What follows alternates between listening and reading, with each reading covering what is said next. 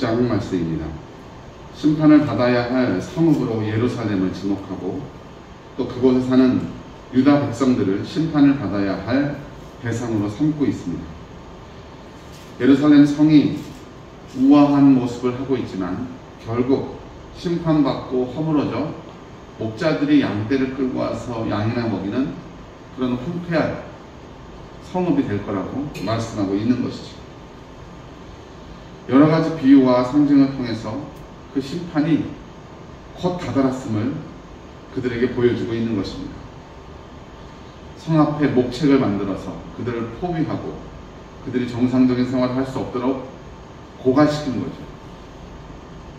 먹을 것도 또 생활에 필요한 것들도 왕래하지 못하게 해서 고사시키는, 성을 애워싸고 포위하고 말라 죽이는 이 전략은 고대 시대부터 아주 잘 활용되던 방법이었어요.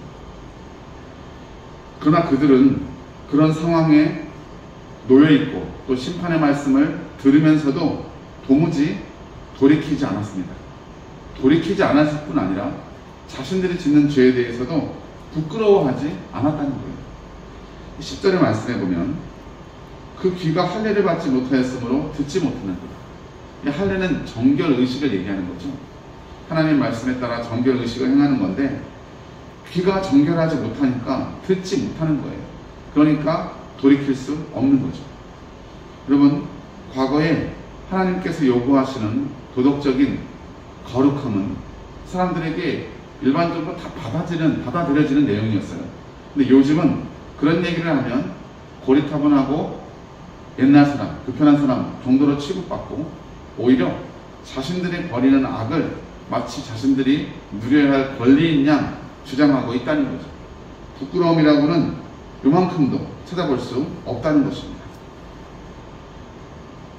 하지만 그들에게 선언된 심판, 그 결과는 참담할 수밖에 없습니다.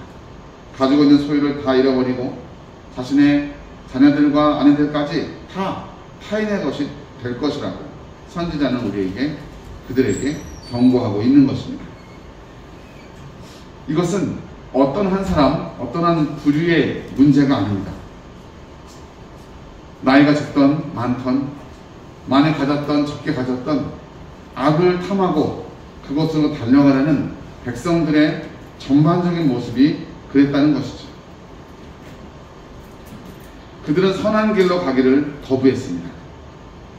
하나님의 말씀을 듣고도 일부러 무시하고 또 듣지도 못하고, 실제로 듣지도 못했지만 들려도 일부러 무시하고, 그리고 그 말씀을 전하는 선지자도 모욕했죠.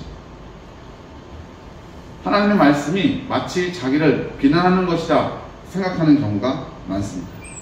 요즘 진보 교육에서는 이제 그런 말씀을 해요. 저도 그게 무슨 말씀인지 아는데, 전하라는 내용이 중요한 게 아니라 전하는 태도가 중요하다. 맞습니다.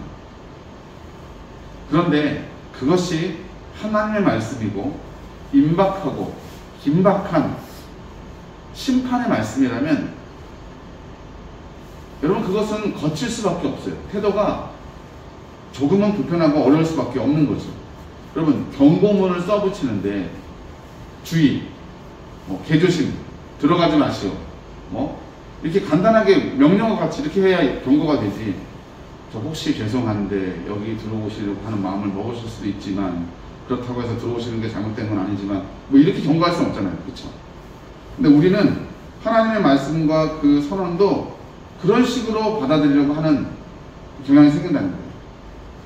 여러분, 저는 제가 오랫동안 중고등부 캠프 사역을 했는데, 여러분, 우리 아이들에게 가르쳐주고 싶은 내용 중에 신앙적인 모습 중에 하나가 뭐냐면, 조금은 불편하고 거친 방식이라도, 아니면 조금은 세련되지 못한 언어라도 그게 하나님의 말씀이라면 들을 수 있는 귀를 갖도록, 들을 수 있는 마음을 갖도록 하는 것이 저는 중요하다고 생각합니다.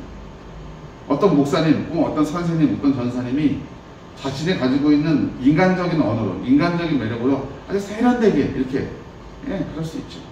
그러나 그것이 오히려 하나님의 말씀과 메시지를 가릴 수 있고, 조금은 투박하고 조금은 불편할 수 있지만, 그것이 선명한 하나님의 말씀이라면 빠르고 순종할 수 있는 그 마음을 그들에게 가르치고 싶은 것입니다. 이 백성은 하나님의 말씀을 듣고 스스로 자정할 수 있는 능력을 잃었습니다. 그래서 결국은 그들이 하나님의 심판 앞에 설 수밖에 없는 거죠. 결국은 버려짐을 당할 것입니다. 하나님의 선택을 받았다는 것이 은혜고 복이지만 버림도 받을 수 있다는 것입니다. 그래서 자신의 신앙과 믿음을 자랑할 것이 아니라 귀히 여기며 하나님 주신 구원과 하나님 주신 은혜를 값지게 여기며 거룩한 삶으로 그의 부르심에 응답해야 할 것입니다.